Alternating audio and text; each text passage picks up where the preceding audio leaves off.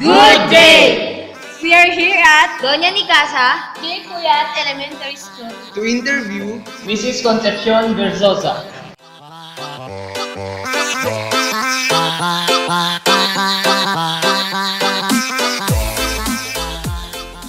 So, good afternoon, Ma'am Concepcion Verzosa. So, how long have you been teaching? I've been teaching in this profession for almost 13 years. 10 years 10 years as permanent teacher. But before that, I have been a preschool teacher at Baguio College's Foundation Laboratory School for 1 year, year 2001, 2002, and then I've been entering the public school as a substitute teacher for 8 months, and I have a 1 year I've been a 1 year teacher as a casual teacher, and then 10 years now as permanent teacher in the public school. Okay, so next, what is your position in teaching? I am when I started teaching, first I started as teacher 1. At present, I am in the position of teacher 2. What is teacher 2? Of course, teacher 2 is 1 step higher than teacher 1. Okay. In your own perspective, why is it that teaching is in demand nowadays? Teaching is in demand nowadays because of the program of the Department of Education having the K-12 program. That's why, as for me, on my own perspective,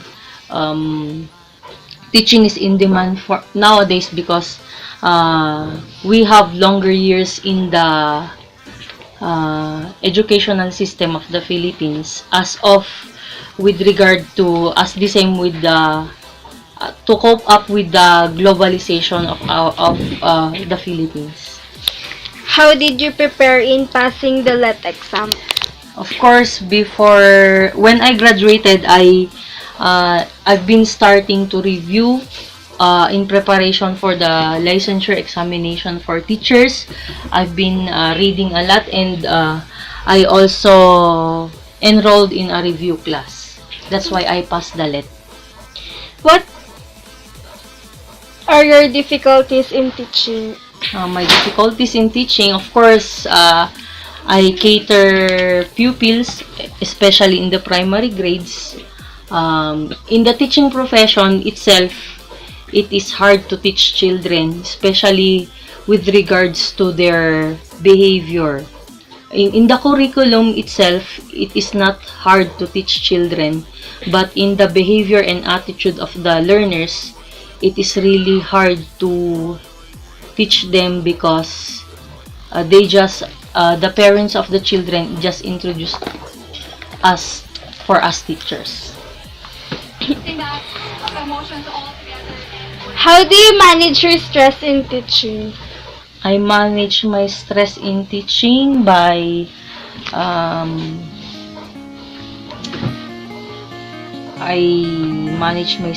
through cooling down myself, especially in the atmosphere of my classroom. Sometimes I am stressed with my pupils. I go out of the classroom to breathe fresh air, and then during my vacant time, I surf the internet. That's why I can manage my stress. Okay, so what is your key in order to succeed in your profession? The key in order for me to succeed in my profession is in all aspects of my life is having patience, self-control, of course, because we need to have stress tolerance to our pupils, because corporal punishment nowadays cannot be given to our pupils. So that is my key of that is the main key for me to succeed in my profession, having patience and having self-control. How much is your salary as a teacher?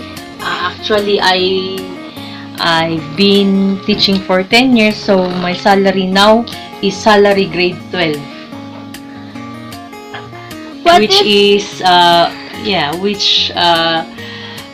Salary grade 12 is step 3. So my salary costs 20,000 and above. Okay. So, last is, what are the advantages of your profession? Okay, so my advantages as a teacher is, of course, I meet different kinds of people. I mingle with different kinds of people, especially the parents of my pupils. I also encounter individual differences of the learners basing on their background or family background. So I learn to understand the needs of my pupils by giving them attention and understanding. Last, what tips can you give me as a professional teacher? If you want to be a teacher,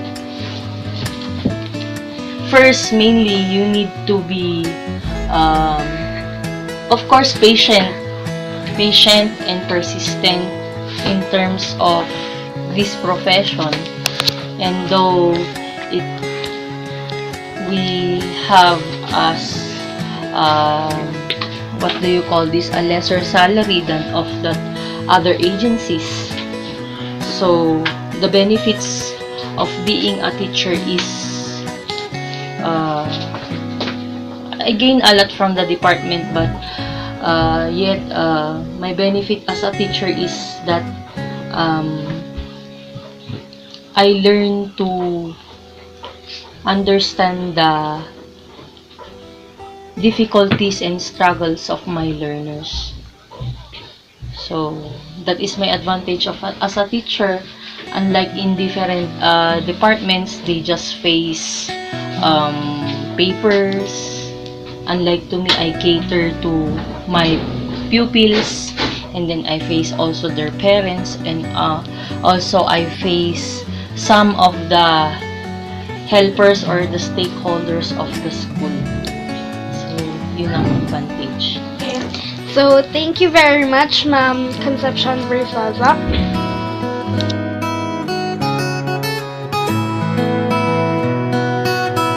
What I learned in the interview is enable for us to achieve our success or goals. We just need to trust ourselves and have a determination. What I learned in the interview that before you achieve your dream, first you have a determination on what are you doing. What I learned in that informational interview is that teachers are really having a small salary, that if you have a family, it will not be enough for them in 1 month. Being a teacher is not easy. You must have a lot of patience. Of course, there are advantages and disadvantages, and you must deal with them properly. I have learned that in real life, you should be practical. Everyone actually starts at the bottom. Every time you achieve your goals, you should first undergo training or deal with different problems. As what the interviewee said, teaching in the curriculum is easy, but the problem is the behavior itself. Just believe in yourself and prove that you really want to achieve your goals.